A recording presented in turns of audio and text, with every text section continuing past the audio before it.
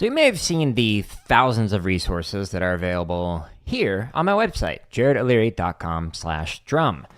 And you might look at this and go, wow, this is a lot of content. There's literally thousands of free resources, but what should I practice and where should I start with this? So the timestamps in this video will have some chapters that you can jump to learn specific things like how to improve as a drummer, or how to improve your sound quality in your drums, or how to improve your accent taps, etc. So check that out so you can jump to a specific section to work on what you want to work on.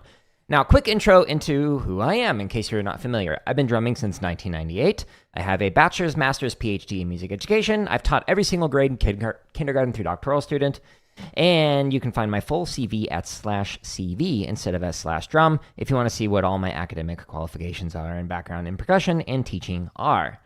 Now, on my website, which is found at the top of every single one of my drumming videos, there's a link that says, here's where you can find more drumming content. It takes you to here, jaredoleary.com/drum. There's a lot of content on here that can help you out. Any one of these exercises can be made easy by practicing it slow, and any one of them can be made hard by practicing it fast. So for example, if you are trying to learn an exercise like RCC's Mori spree, which is a great, fun shopping spree to learn. If you're looking at this and you're like, wow, this is really neat, but how am I supposed to practice this at 1:30? Well, in every single one of the play-alongs, we've got timestamps. This one goes as slow as 40 beats a minute, all the way as fast as 200. So if you want to play a hard exercise and make it easy, just go at 40. And it'll tap you off, and you can practice it.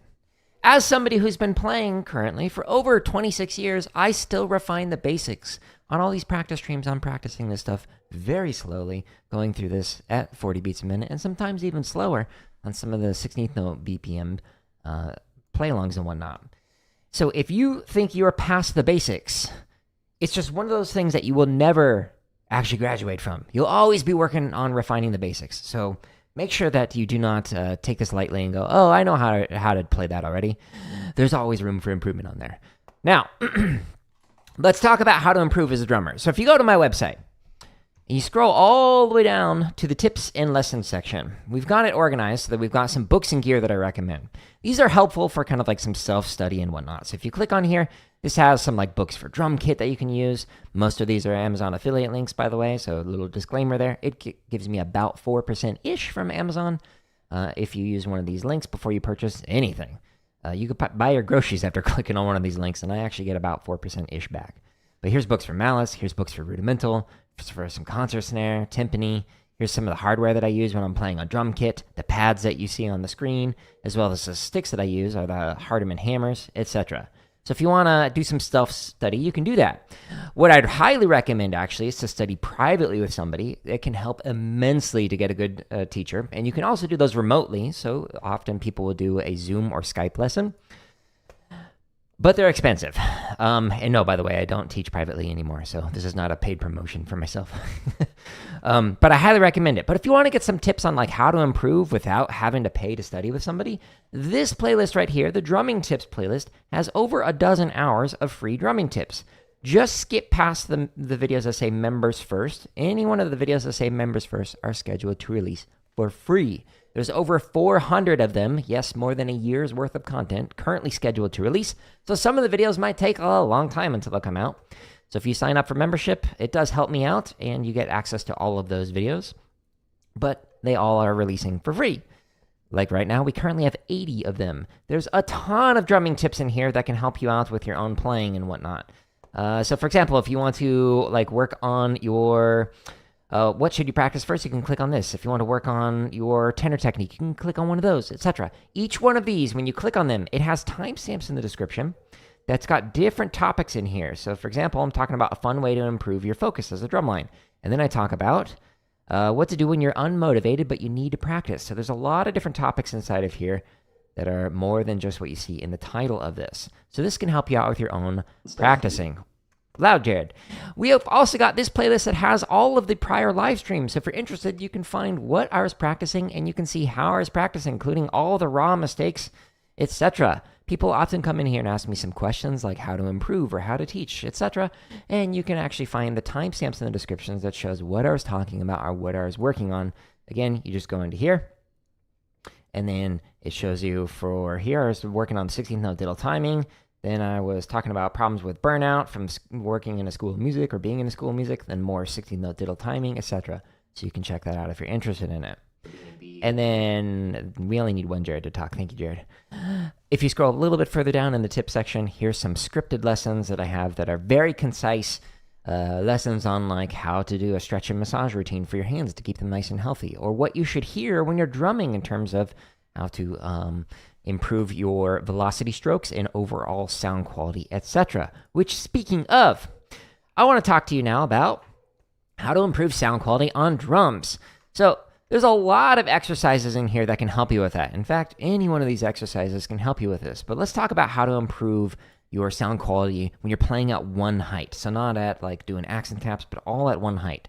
You go into the technique exercises, you scroll down to there, there's a playlist for stick control. So stick control, these exercises are inspired by George Lawrence Stone's book called Stick Control. And there's some very basic exercises in here like stick control. So this is one of the easier exercises to do. And it has a play along again. So you can go into the timestamps. You can go as slow as 20 beats a minute or as fast as 160 for this particular exercise. Just click on the timestamp and then it'll start tapping you off. So we have sticking here where we're going from a check pattern where we're doing alternating and we're going into a sticking pattern. In this case, right, right, right, left. So the goal of this is to make it so your hands sound nice and even. So instead of making it so that you sound like that pattern, you wanted to make it sound like it's one hand playing through that particular phrase, whatever the phrase is. So this is a great exercise to work on if you're trying to just like even out your hands to make them so that you don't have imbalances where one hand is accidentally louder or righter than the other, especially if you're playing traditional grip. This is very important because left hands are often a lot weaker than the right hands in general. Now, there are some other variations of stick control in here that take it to the next level. So if you want to work on like a more intermediate variation of stick control, check out these stick control versions that have skeleton. So this looks like a timing exercise, but you play the same thing that you just saw on the previous exercise. So that phrase with a right, right, right, left, you'd play it right here. But all you would hear in this version are the hand-to-hand transitions. So just right, left, right, left, right. You don't hear those two right hands that are in there. So this is a great way that you can hear your interior notes while hearing the hand-to-hand transitions with this particular exercise. But if you want to take it to the next level with improving your sound quality while playing on the drums, check out some of the variations with filler. There's some triplet variations as well as some 16th note variations. But my favorite one is the advanced stick control with filler. So this particular exercise takes the phrases from both the 16th note stick control and the triplet stick control, 12, 16, so think of it like triplets. And so it plays it right, right, right, left, right, right, right, left, but then it fills in those notes. So instead of just playing, you fill in those notes. So this is the same pattern. Your right hand does not change here at all for this particular phrase. And you're just filling in a left hand here. Same thing for the triplet flip, I can't speak, face. So you're doing right, right, left. And then you fill that in. So again, your right hand doesn't change. When you fill it in like that, but you want to make it even. That was just for demonstration purposes. Don't play it like that. So this is a great exercise to work on stick control, but this is a more advanced way to work on it if you're interested in doing that. Now, outside of the stick control variations, there are some other things that you can do to work on the evenness in your hands. So for example, if we go back down into the technique section, one of the things that you can do is work on some of the timing transitions exercises. Now, a lot of these are currently members first, and again, they're all scheduled to release for free, so this is not behind a paywall or anything. But this works on like all these different rhythms, like going from eighth notes into fivelets, or going from triplets into quarter note triplets, or going from sevenlets into ninelets, or septuplets into 9/8. Like there's all these really interesting transitions that you can work on. So not only does this work on making your hands sound nice and even, but it also works on different rhythms. So this can help you improve your timing overall. So it's not just getting your hands to sound the same, but also to work on your timing. So this is like the next level beyond stick control variations. Now, one of the fun things that you can actually do with these particular exercises is you can change it up. So instead of just playing alternating sticking the entire time, you can be like, okay, I want to play, I don't know, let's do triplets and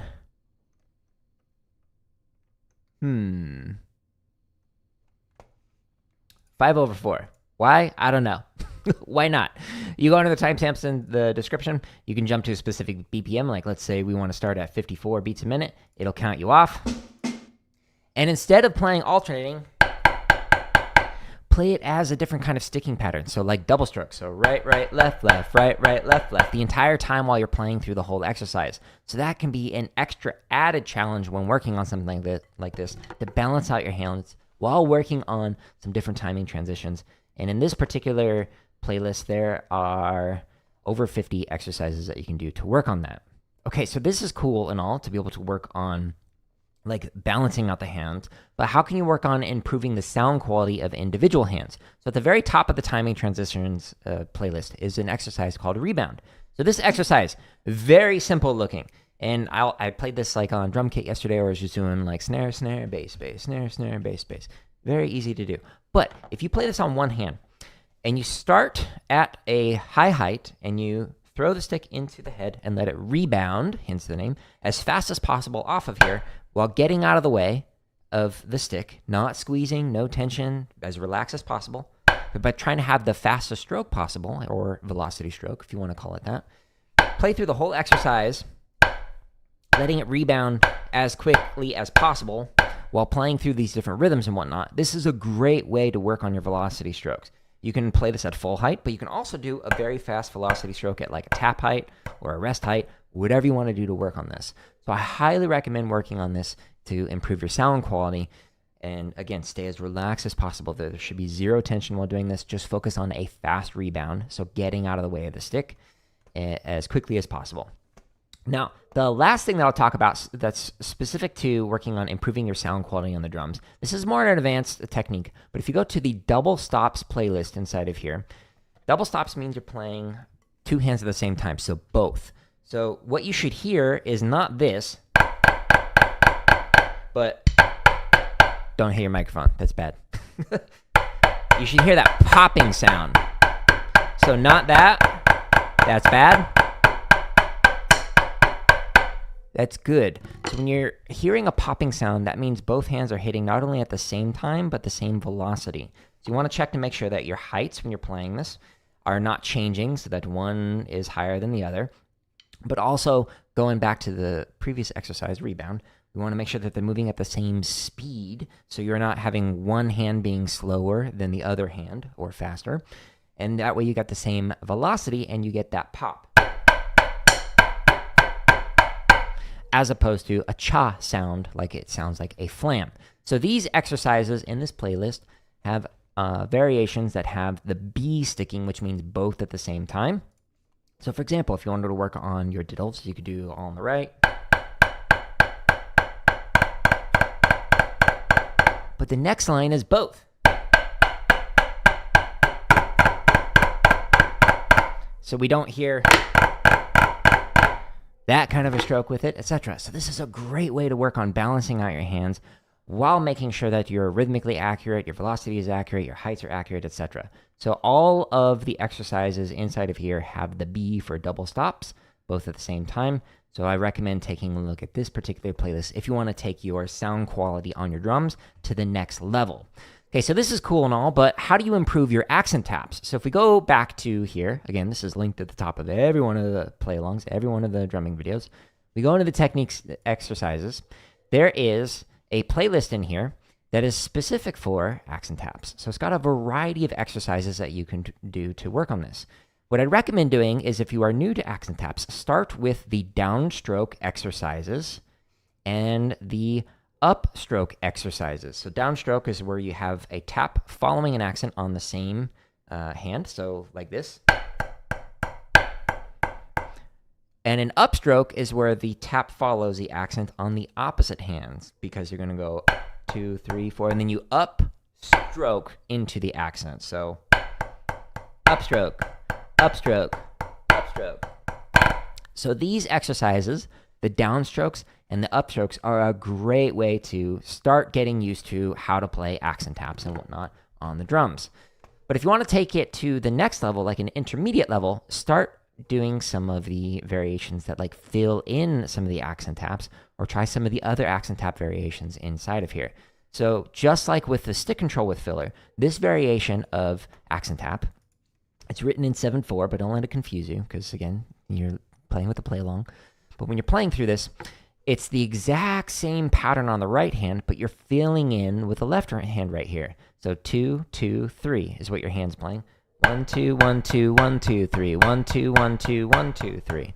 And then you fill in rhythmically with the left hand. Your right hand does not change at all.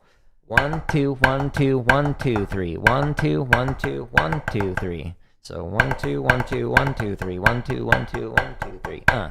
Nothing changes in your right hand. So this is an intermediate way to work on your accent taps, because you're not just working on it in isolation, but you are trying to change the rhythms around without letting it affect the quality of your taps or your interior notes. So I highly recommend taking a look at some of those variations in there. Now, let's see. Whoop. If you want to really take things to the next level, like an advanced version of accent taps, these are currently members first, but if you scroll down onto here, the fulcrum control exercises are very difficult to really nail down. So these exercises can be played on the right, on the left, or as double stops. And when you play through them, it's playing a same pattern, so in this case, a 3-note pattern, and it's changing the spacing of the taps and where they are at on here. So this exercise is very difficult to execute, especially at faster speeds, because you're trying to make sure that you are having limited changes in your fulcrum and in the pressure and the spacing in your hand while getting those rhythms down. So this is a very difficult exercise to play without tensing up. So what I recommend doing, as with any one of these, is to practice them slow. When you're practicing the slow, not only will it create more space in between each one of the notes, so it'll help you out with figuring out the exact timing, but it'll help you to practice nice and relaxed. So this one goes as slow as 20, and it goes all the way up to 160 beats a minute. And again, when you click on it, it'll tap you off, and then it'll play the exercise.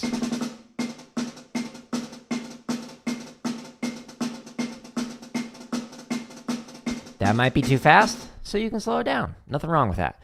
So that is an advanced exercise that you could work on to improve your accent taps.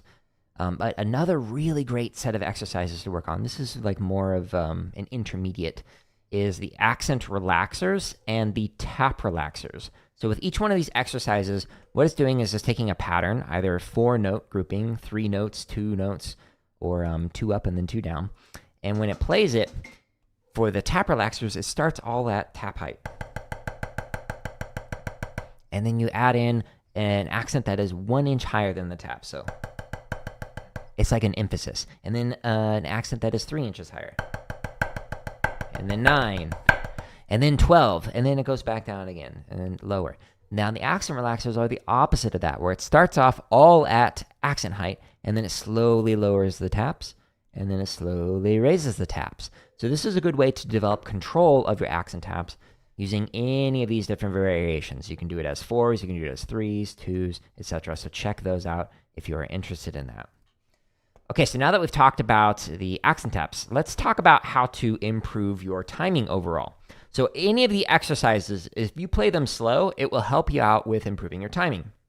Because again, it's going to make more space in between each one of the notes, which makes it so you have to be more rhythmically precise in order to avoid creating like the dirt with a play along that you are practicing with. So just slow these down, and that'll help out with improving your timing. However, if you want to work specifically on timing, like let's say you're a bass drummer or something, you want to work on marking time with your feet and being able to do it, underneath the technique exercises, we have the timing exercises and the timing transitions exercises. I've already showed you some of the timing transitions where it's going back and forth between 2 or more rhythms.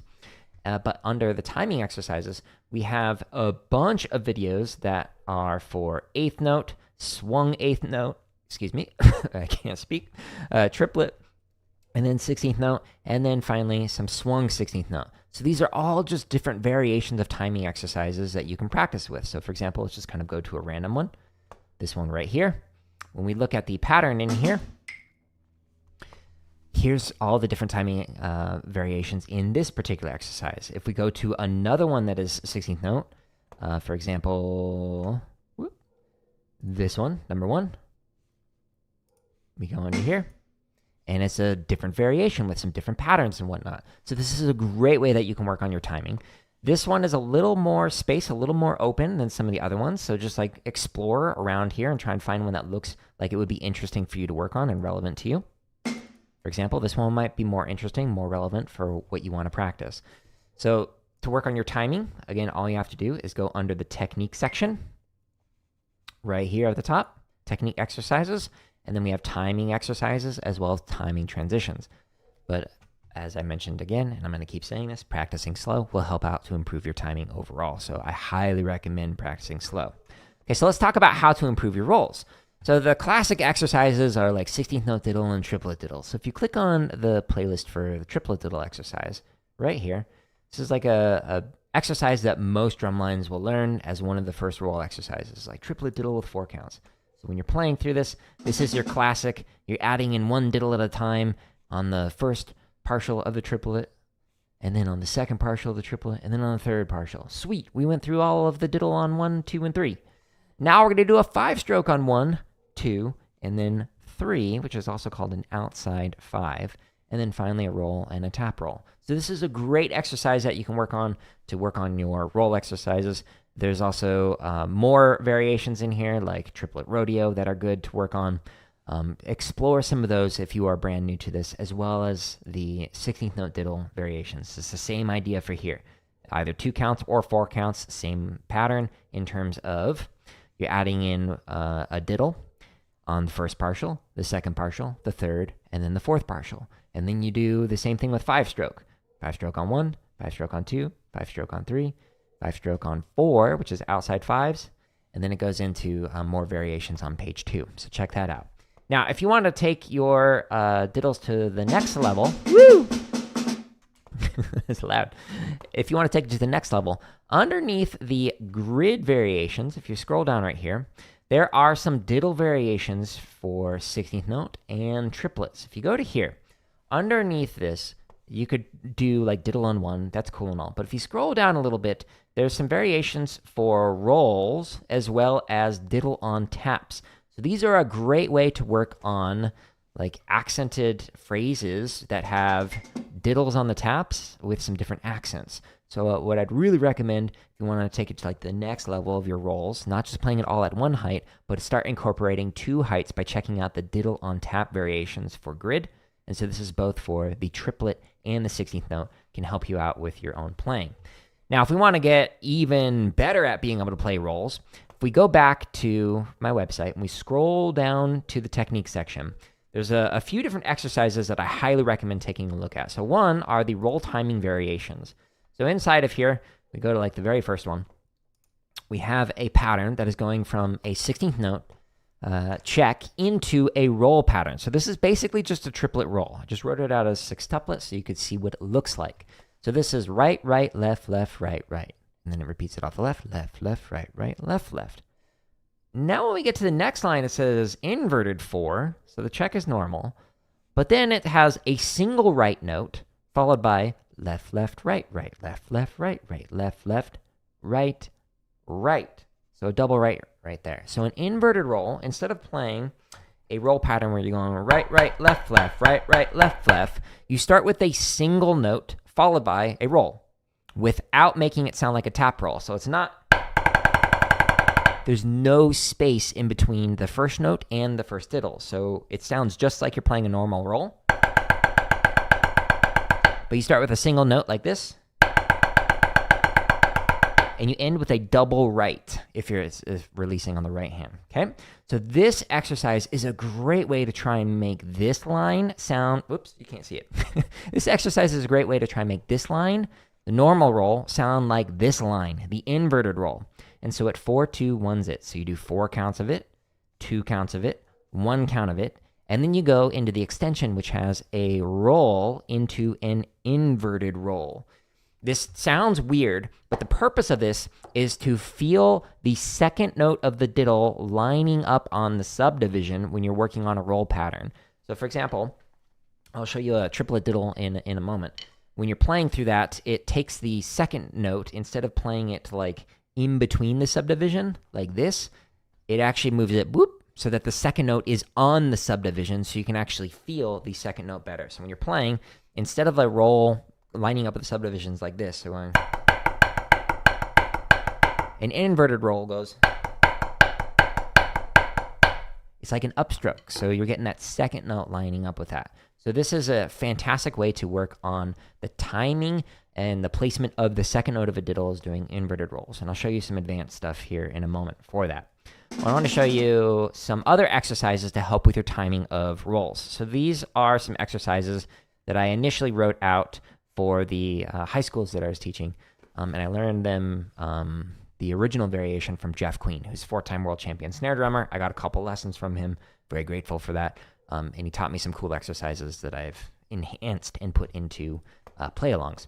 So we have diddle timing and then 5-stroke roll timing. So for diddle timing, the point of this exercise is it's got different variations in here for triplet and for 16th note, as well as with accents in different areas and no accents when working on this. But if you're practicing any of these diddle or 5-stroke roll exercises, what it's doing is check a slurred diddle, a normal diddle, a rush diddle, and then a normal diddle. So it's going back and forth basically from like a slurred out and a normal. Why would you intentionally want to work on that? So when students would work on like playing a roll pattern and they'd play, they might not realize that that is what is called a slurred diddle. So instead of making it rhythmically precise, where it's like even spacing between the notes, they're kind of like blurring into the downbeat of the next note. So that's slurring it out. It's making it longer than what it needs to be. So this exercise, it has you intentionally play a slurred out diddle and then go into a normal diddle. So that way you can feel what the difference is between them. But then a rush diddle or a crush diddle, where you're playing something like that, that is something that students will also unintentionally do and not actually realize they're doing it because they don't know the difference between slurred, normal, and rush diddles. So this exercise plays the rushed version and then goes back into a normal interpretation. So I highly recommend playing this very slow. There's been many streams that I've done where I practice this and I go into the timestamps and I start this at 40. And I'm just sitting there and going one click at a time, slowly getting better. So these exercises are great for working on your diddle on 1, your diddle on 2, your diddle on 3. And again, it goes with slurred, normal, rushed, normal. Same thing for the 5 strokes. So if we go back to the 5-stroke roll timing, it's the same idea with the exercise. And there's different variations in here of it for triplet and 16th note. But now it's a 5-stroke that's slurred, a normal 5-stroke, a 5-stroke that is rushed, and then a normal 5-stroke. So again, you're being able to control and develop the ears to be able to listen to what is it supposed to sound like to make a proper interpretation of the rolls. So this is a more intermediate exercise that I would do with the high schools that I worked on, and it is fantastic for improving your interpretation of each one of the diddles that you're working on. Okay, so this is cool and all, but now let's talk about another way that I mentioned briefly underneath technique that you can improve your rolls. So you may have noticed when I pulled up the triplet diddle playlist right here, that for every single one of these, we've got triplet diddle, 2 counts, inverted triplet diddle, 2 counts, triplet diddle, 4 counts, inverted triplet diddle, 4 counts. So for each one of these, there's an inverted variation. Why? Well, like I was mentioning, the point of an inverted diddle is to make it so that you feel the second note of the diddle on the downbeat instead of on the offbeat. So each one of these exercises sounds exactly like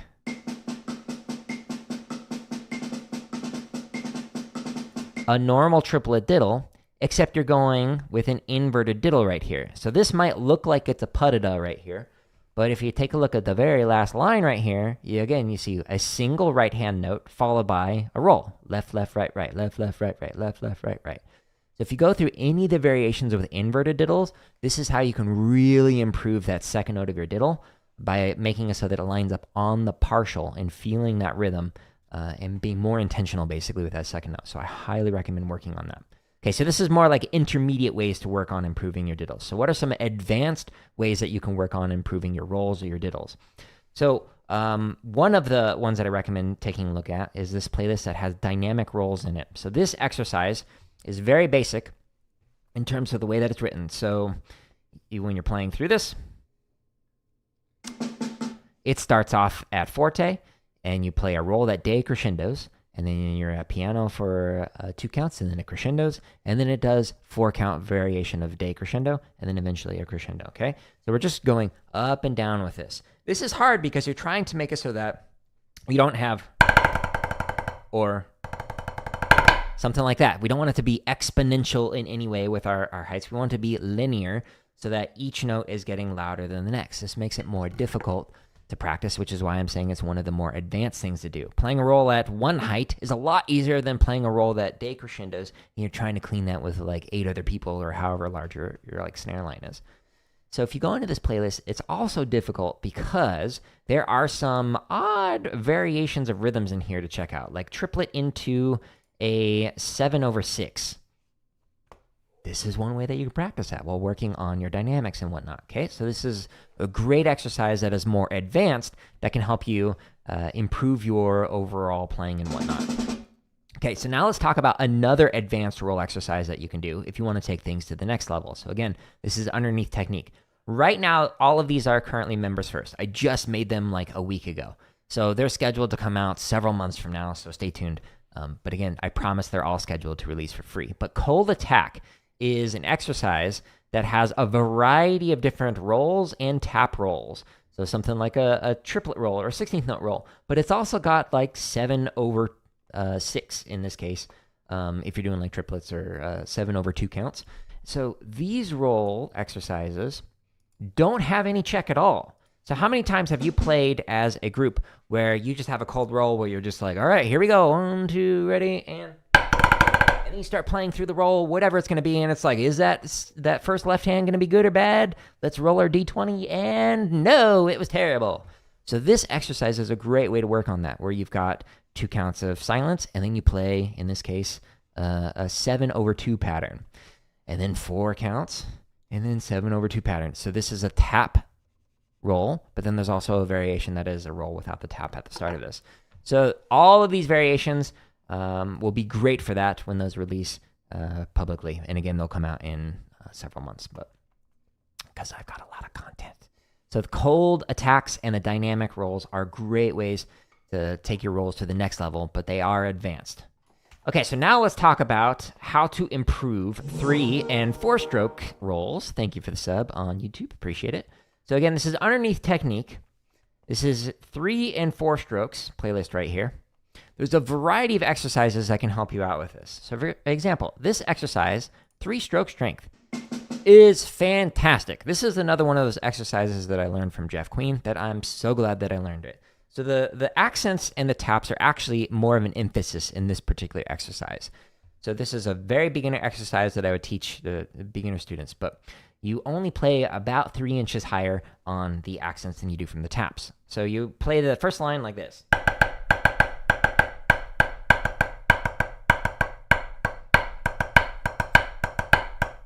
Etc. So you're not playing on the second note.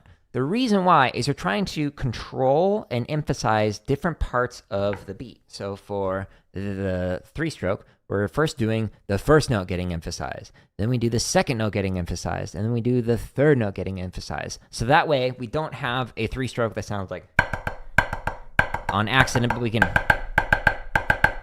make it nice and even. Or, strengthen it out, hence the name 3-stroke strength. And by the way, there is a diddle strength version of this exercise that you can check out underneath the double beat exercises. So I highly recommend, if you are new to working on your 3 strokes or even your 4 strokes, check out the exercises at the top, 3-stroke strength or short, short, long double beat. That's a great way to work on it.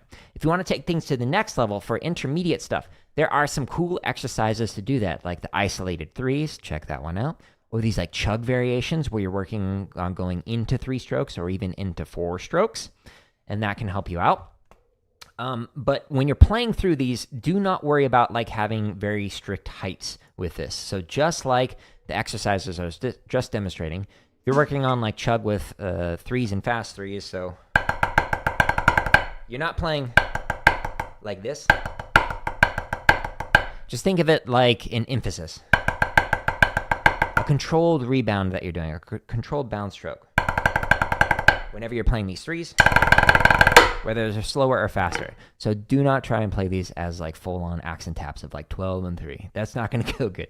Now, if you want to go to very advanced, this is currently members first, but this exercise, I think it comes out in the next month or so. I forget. Again, there's over 400 of them, so you know a lot.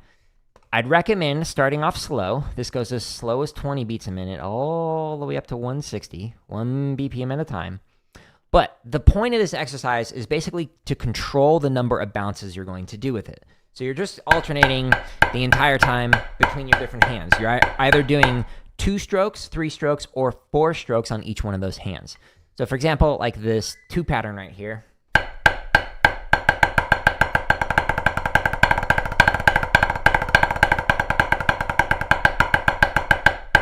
The entire time my hand is just doing this the whole time. I'm just either doing 2s, 3s, or 4s when I'm playing through it. So I recommend working this one up when it comes out, but again, it's currently not out at the moment. So you're changing the amount of space in between your fingers and in your hand when doing this to try and control the number of strokes you're going to get while just doing a single stroke and getting a different number of rebounds for each one of those strokes. So cool exercise that will come out in the future. So I highly recommend working on that if you want to work on your 3s, your 4s, etc. And let's go back here. Okay, so how do you improve flams and hybrid rudiments? So there's quite a few different ways to do that. Again, we're going into the technique section. You're getting a theme here. I highly emphasize techniques exercises, which is why there's over 300 of them. They're important. Most of your practicing should be on technique. That's what I recommend, at least. What I'd highly recommend taking a look at are the fast, slow, fast, and slow, fast, slow playlists right here. Now, inside of these, we've got just a normal version, one that plays 8th notes, one that plays swung 8th notes, triplets, 16th notes, or swung 16th notes. Well, what is this, Jared? Okay, so let's go with like triplets. Let's say you want to work on your flam accents. So you want to play this, but you're not very good at it yet. Let's say you can only play it at 90 beats a minute. So if you go into the timestamps here, the timestamps here are different than every other one of the play-alongs in it, in all the play-alongs I've got. So if you can only play at 90, this timestamp right here says 40, 90, 40. What does that mean? When you click on this, it's going to give you a few seconds to get your sticks, to get yourself set up, and then it's going to count you off and start playing triplets, starting at 40 beats a minute. And it's slowly going to speed up, so I'm skipping through this, all the way up to whatever the maximum tempo is you selected. In this case, it was 90 beats a minute, and it's going to hold it there for 4 measures. And then it's going to, one click at a time, slow it back down, all the way back down to 40 BPM, which is where we started. So this is a great way to work on like refining a rudiment that you're trying to work on. If it's triplet based, use this one. If it is 16th note based, go back here and use this 16th note one. If it's like a 5/9/44, just go with this very first one, which has no subdivisions. It's just quarter notes, okay? So you can come up with whatever you want and you can practice with these and work on that. Now this is great for starting slow, speeding it up, going fast, and then slowing down. Hence the name slow, fast, slow. But if you want to work on a rudiment where you start off fast, like let's say you can play flam accents at like 120, and you're like, I'm comfortable playing it at this speed, I want to slow it back down so I can refine it and then go back up to the faster speed. Well, guess what? Fast, slow, fast is that playlist that you're looking for. Same thing in terms of having quarter notes, 8th notes, triplets, 16th notes. And when you go into this, it's got the timestamps in here where you can select, but these timestamps start at the faster speed, slow down to 40, and then go up to the faster speed. So for example, if you can play this at 120, like I was mentioning, you would start at 120, go down to 40, and then go to 120. Click on the timestamp, you give yourself a few seconds to get your sticks and get yourself ready, and then it'll count you off at your starting tempo. In this case, I've selected the 8th note version. And then it'll go slower every single measure by 1 click. Right there. All the way down to 40. You hold it at 40, and then it goes all the way back up to 120. This is a fantastic way to work on improving like your hybrid rudiments, your flams, whatever it is that you want to work on. So take a look at those 2 playlists. Again, this is under technique, and it's slow, fast, slow, and fast, slow, fast. Hopefully those distinctions in the name make sense, but you can experiment with them and figure out what you need to use to work on it. Now, if you want to improve specific rudiments, what I'd recommend doing is taking a look at your rudiment builder playlist right here. And when you click on this particular playlist, we've got some exercises to like help you speed up your paradiddles, your paradiddle-diddles, all sorts of like sticking patterns at the beginning. But if you scroll down a little bit, let's say you want to work on your flam accents. This is an exercise that I've taught to a lot of like high school students that I worked with, the flam accent builder. So instead of working on flam accents in isolation, where you're only playing the right hand, this exercise slowly adds in 1 left hand as you're playing through this. So the first measure is just your right hand playing. The second measure adds in a grace note. So 1 left hand. Then we add in another left hand right here. Thank you for the sub on YouTube. And then we add in another left hand right here. Cool. Then the next page, it plays a full flam accent right here with both hands playing both parts. Sweet. Then it removes 1 right hand, and then another right hand, and then another right hand, and then finally it's just the left hand playing. So what it's doing is it's starting with 1 hand playing. It slowly layers in another hand until you get the full composite rudiment, in this case a flam accent, and then it slowly removes the hand that you started with. So not only are you working on your hands in isolation, like this last measure, but you're working on them together. So some students that I worked with, when they started learning like flam accents or flam drags or whatever, when they would play through this, they might be able to play just the right hand or in just the left hand, but as soon as you put them together, it really threw them off. So this exercise helps to prevent that by making it so that you are putting them together and working on them in isolation. There's also a variation of this that works on cheese, flam drags, and flam fives. So if you click on, like, let's say we wanted to work on a cheese, it's the exact same rhythm, but now there's a diddle on the accent, because when you're playing a cheese, you have a diddle on there. So you're playing, and then you're slowly layering in 1 left hand at a time, etc., until you get a full cheese together. So this is the same exercise, but it's for cheeses, for flam drags, or for flam fives, etc. So I highly recommend taking a look at these rudiment builders, and then there's some other variations of them as well. If you want to work on flam drags, check out the variation 2 as well as variation 3. They're different, but they help prepare you for grid and whatnot. So the rudiment builders playlist is a great way to improve your hybrid rudiments, and it also has the slow, fast, slow, and fast, slow, fast at the bottom of it if you want to just have it all in one playlist, neatly organized for you. Okay, so now if you want to take things to the next level, that was more like beginner to intermediate, like rudimental drummers working on the rudiments, or even a drum kit if you're working on paradiddles. Check out the paradiddle exercises. If you want to take it to the intermediate level, what I'd recommend doing is grid variations. So if we scroll up, underneath the grid variation section, there's over 900 grid variations. Over 900. We've got 407 that are triplet and 555 that are 16th note. I've got them grouped in pairs. We've got all the sticking variations in here, all the diddle variations in these 2 pairs, all the flams in here, cheeses, flam drags, flam fives, chut cheeses, Swisses, Swiss drags, buzzes, swung sticking, and then we got some goofy ones that are just for like 16th notes, like Chicago's, cheese Chicago's, book reports. Ooh, that one's a beast. And then some other grid variations where it's just like random stuff I couldn't fit. In the moment, it's currently just got hurt to grids. You're welcome, Tyler. You specifically asked for that, and you got it. So you can check those out if you're interested in it. Now, what is grid? Why is this such a cool thing to work on? So let's say we were working on our cheeses. If you go into the cheese playlist, you could go triplet or 16th note. What I'd recommend doing, excuse me, if you are newer to working on grid, is just focus on the ones that say the rudiment name on 1. rudiment name, on 1. Just focus on those couple ones at the top for now. Eventually you can get into the wackier stuff because there's currently 34 videos in this playlist. Ignore the ones below this. Just focus on this one. So for example, you go into the timestamps in the description here. There's starting at 40 beats a minute all the way up to 200. What I'd recommend is starting slow. So if you start here, what it's doing is it's taking a rudiment and putting it on the first partial, hence why it's called rudiment on 1 or cheese on 1, the first partial right here. The rudiment does not change. The entire time you're just cheese on 1, cheese on 1, cool.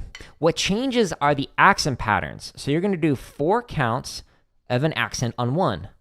1, 1, 1, 1. And then 4 counts of an accent on 2. 2, 2, 2, 2. And then 4 counts of an accent on 3. 3, 3, 3, 3. So you're playing 1, 2, 3. And then instead of doing 4 counts of each, you do 2 counts of each. On 1, on 1. On 2, on 2. On 3, on 3. And it repeats itself. 1, 1, 2, 2, 3, 3. And then you do only 1 count of each. So accent on 1, accent on 2, accent on 3. And it repeats it off the left. The entire time you're keeping the rudiment in its place. This may look easy, but as soon as you get into this, you might start playing like cheeses and you'll be like... your accents and your taps will like basically merge into one and you'll start sounding like a tenor player. Oh, snap. Sorry about that, snare drummer here. So keep the accents high and the taps low. Distinct difference between the accents and the taps when you're working on this. And go slow. The other day I was doing a cheese on 1 grid and I was doing it at 40. And I've been playing since 1998, so over 26 years. And I still work on this stuff slow to refine my technique. So no matter how long you've been playing, it's important to practice this stuff slow. Hence why these play-alongs go very slow, 1 click at a time, to very fast. Okay, so grid variations are fantastic for working on a rudiment. For now, just focus on the versions on 1. If you want to get to the more advanced level, if you are already an intermediate player and you can play like all these different rudiments on 1, then you can start checking out the wackier variations like a cheese every 5 note, or a cheese before an accent, or a cheese after an accent, cheese on accents, whatever you want to do. And that's for either triplet or 16th note. So if we're back here on the website, 16th note right here, we've got more variations, but again, focus on cheese on 1. As you move the accents across there. Okay, so what are some more advanced things that you can do to work on rudiments in context? So let's talk about how to improve your chops overall. So just in case you're unsure how to get to here. So for like working on your cheese rudiment, and you're like, I want to get back to Jared's website, but I forget this person's name. The link at the top of every one of these descriptions will take you to my website. So jaredoleary.com/drum. That takes you to here. So rudiments in isolation are great. Highly recommend working on it for the technique exercises, the grid variations, blah, blah, blah, blah, blah. But the chop exercises up here put rudiments in context and works on more than just one rudiment at a time. If you want to have fun like working on your chops, any exercise, whether it's technique or grid or whatever, can work on your chops if you practice your technique slow. That helps you to speed up your hands, helps your endurance, blah, blah, blah, blah, blah. But if you specifically want to work on chop exercises, what I'd probably recommend doing is start with the chug variations in here. There's a lot of like really cool, fun things you can do to like work on your flam accents and rolls, or to work on your hertas and your singles, or Shirley Murphy's and these like weird paradiddle thing. Like there's a lot of cool variations in here to work on the exercise. These are great for working on your chops. But if you want like a more advanced thing that puts a variety of rudiments together, check out any of the sprees, like 4210 shopping spree, Blue Devils 99 shopping spree, Blue Devils 2000 shopping spree, RCC's Maury spree, Velvet Night shopping spree. All of those are like really fun things to work on your chops. Now, one of the things that I need to emphasize is that you can work on this stuff as a beginner drummer. Like if you want to work on RCC's Maury spree, sweet, you can do that. You're probably not going to be at that speed that I was practicing it at last. What you're going to want to do instead is go into the timestamps and work on this at 40. So like, here's what it sounds like.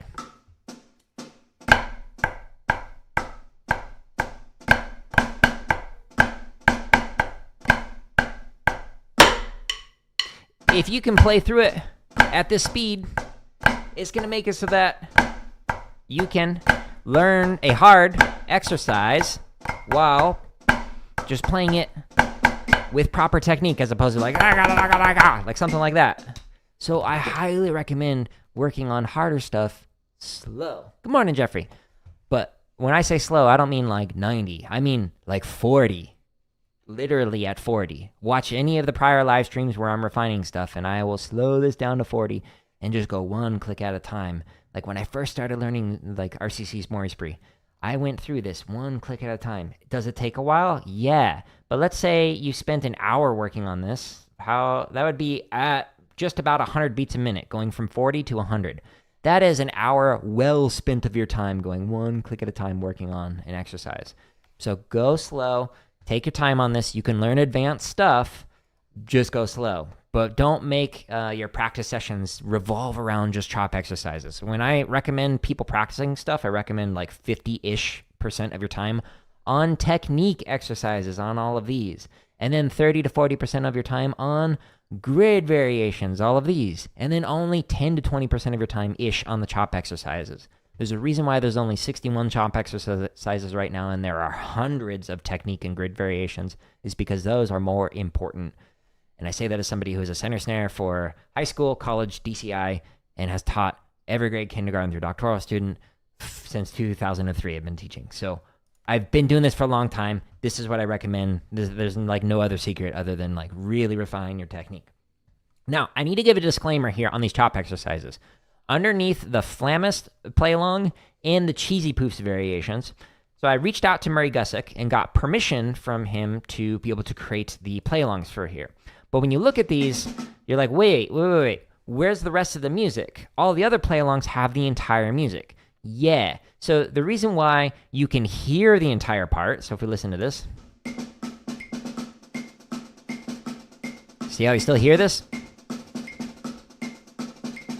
The reason why you can hear it is so that you can practice it, but Murray's music is for sale. So all the people who have the sheet music that has the full music for Flamus and for Cheesy Poofs and whatnot, technically that's breaking copyright. So the first link in those videos, the Cheesy Poofs and Flamus, takes you to Murray's website, Tapspace, so you can actually purchase the music and support the original creators of this music.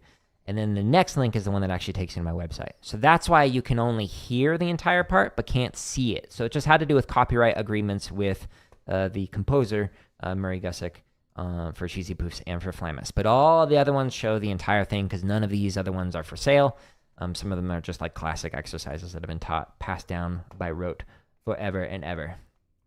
Used that one yesterday for an hour. Nice. It's a good one. Highly recommend spending some time with it. Okay, so we've talked about a lot of different topics. Now I want to talk to you about how to improve if you're working on marching bass drum. So at the top right here, we've got a whole section dedicated to marching bass drum. When you click on this, we've got some really cool things to work on, like the timing exercises, the timing transition exercises. There's over 100 timing exercises that are currently scheduled to release or currently out that you can use to work on like marking time and be able to play along and get that down. But where I'd recommend spending a good chunk of your time are on the splits timing playlist. So in here, there's a lot of exercises. Currently 162 videos in here.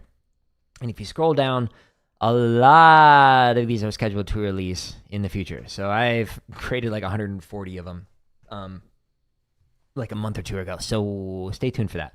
But what's the deal with these exercises? So inside of here, when you open up any one of these, it's got a pattern where the first two lines, it will play both parts.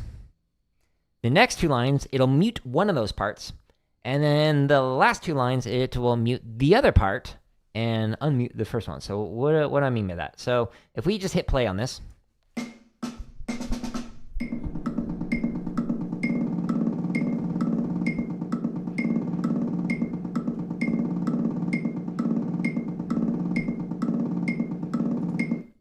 Now it's muting the second part. So if you're playing part two, you're filling this in. This is how you can practice without being with the rest of the line, but simulate being with the rest of the line, and they just happen to be playing perfectly because, you know, it's a computer. So if you're playing part two right here, you'll fill in this space right here because you can only hear part one.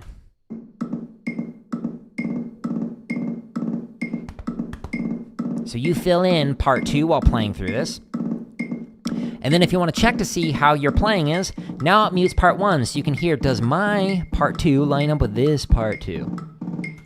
And if this is too fast, that's okay. You can slow this down, again, using the timestamps in the description, as slow as 20 beats a minute, all the way up to 160, one click at a time.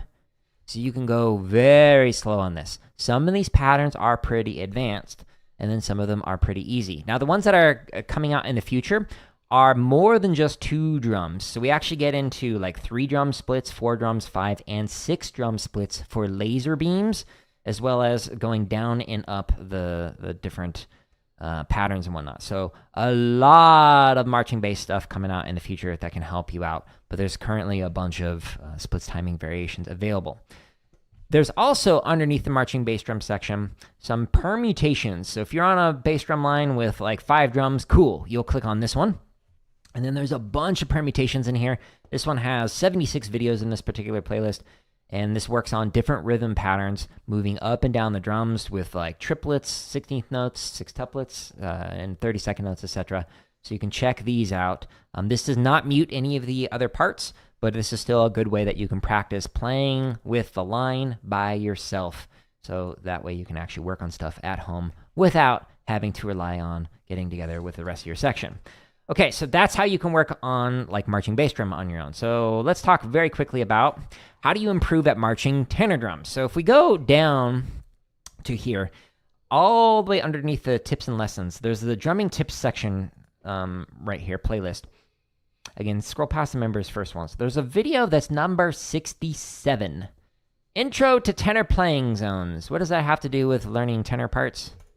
Well, inside of here, there's a variety of topics on this particular one, but this other main part right here is how to come up with tenor splits for an exercise. So for the remainder of this video, what I end up talking about in drumming tips number 67 is how to come up with splits. Wow, there's 2 Jareds. How to come up with splits for the technique exercises, grid variations, whatever. So you can take any one of these exercises, like let's say a double beat or one of the roll exercises, and come up with like 20 different split variations very quickly just by following that part of the video.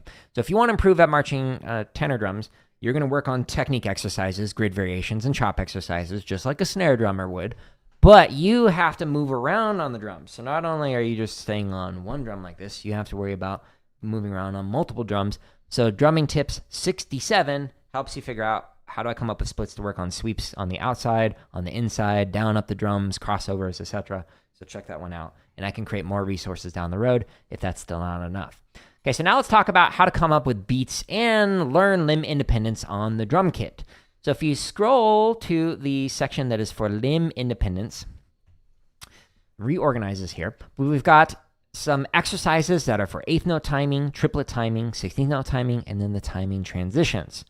So one of the things that you can do to come up with a beat is come up with like an ostinato. So for example, if you are playing an ostinato where you're just playing 1 and 2 and 3 and 4, and you're doing this on the hi-hat, and you might go 1 and 2 and 3 and 4 on like a snare drum. Sweet. What do you do with the bass drum, though? Well, if you were to play through any of these 8th note, triplet, or 16th note timing exercises with what I was just doing, like let's say here, we go into an 8th note permutations. So what would this sound like?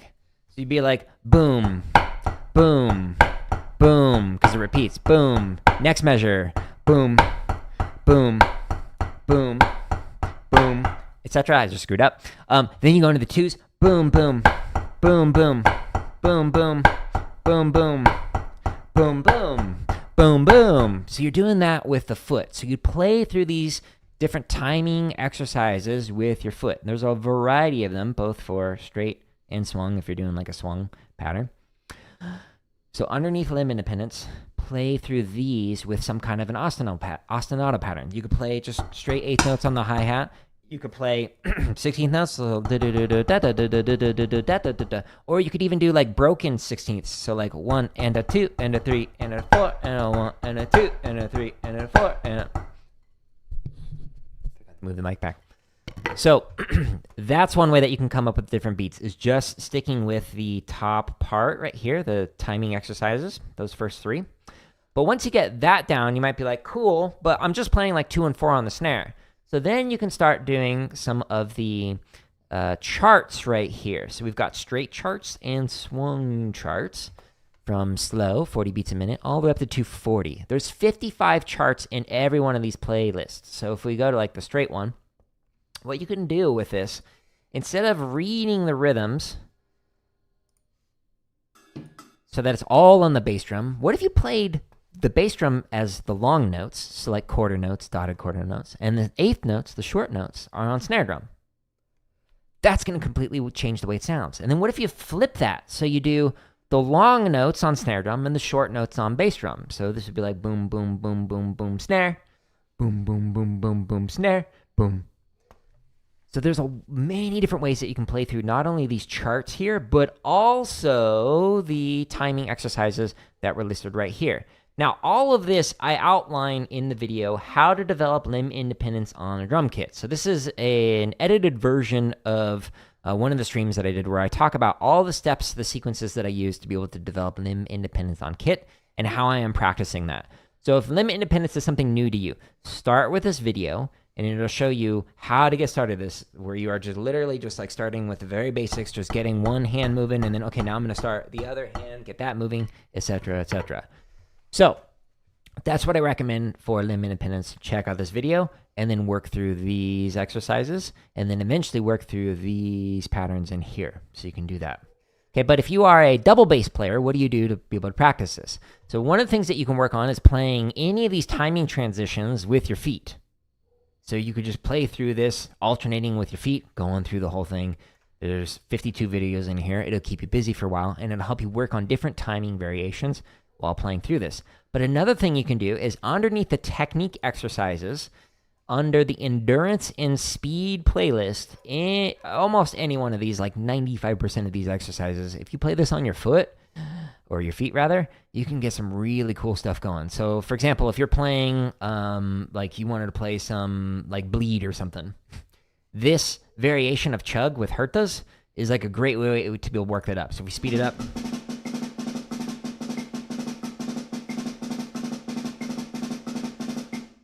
So again, you go into the timestamps in the description for any one of these play-alongs, and you can pick whatever speed you want. Because I'm just learning double bass, I'm going to be slow. You might be faster than me. Maybe you're in the hundreds. I'm in like the 5s. So just go into the timestamps and then select which one that you want, and that'll help you out to be able to work on that. So that's how you can work on your double bass. Now, again, all this stuff is on YouTube, but it's not organized neatly on YouTube because YouTube has a limited opportunity for me to be able to organize things. So even though my home tab has the headers for drumming, gaming, computer science stuff, and you can click on this and it shows you all these different playlists that I was just demonstrating, it's not as neatly organized as the very first link in each one of these different play-alongs. So in the description, go here, and this is where you can find all of the thousands of free resources, all the 61 of the chop exercises, all 900 plus grid variations right here, the 100 plus timing exercises and 55 drum charts right here, over 400 marching bass stuff, over 300 technique exercises, every single one of the drumming tips videos, there's over a dozen hours of those, over 300 live practice streams, the scripted lessons, etc. This is where you can find all this stuff neatly organized on here. If you enjoy this content, there are many ways that you can support this for free. Just go to /support and it talks about it. Basically, it's saying, hey, if you just use these videos, it supports me. If you just share this video with another drummer, it supports me. If you press like, it supports me. If you press and leave a comment, it supports me, blah, blah, blah. So you don't have to sign up for membership to get this stuff. It's all coming out for free. So don't worry about that. It'll come out. I promise. I promise. You don't have to pay for any of this. You don't have to buy anything. I'm not selling stuff. I don't teach privately anymore, blah, blah, blah, blah, blah. But that is how you can use these thousands of free resources. So hopefully the timestamps in the description that I will add after the stream will help to be able to work through that and whatnot. You're a beat maker making a beat with multiple samples from Twitch streamers. Sorry, Ogre. Not playing today, actually. I'm not on the kit. But that's a really neat idea. I like that idea. I wish you luck with that project. That sounds like it'll be fun. Let's see here. So, oh, your comments on YouTube as well. Good question, but not playing on drums today. I'm actually going to get set up for limbo.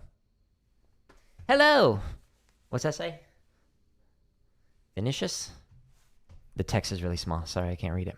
All right, I'm going to call it here. Tomorrow, I'm going to get back to actually practicing. Today was responding to somebody on Reddit who was like, hey, you've got a lot of cool resources, but where do I start? So hopefully that last hour was helpful. But I'm going to call it here. I hope you'll have a good rest of your day. I hope you enjoy these free resources. We will be back drumming tomorrow. But I'm going to get ready for some limbo. So thank you again for everybody stopping by and using these resources and sharing it with other people. Bye-bye.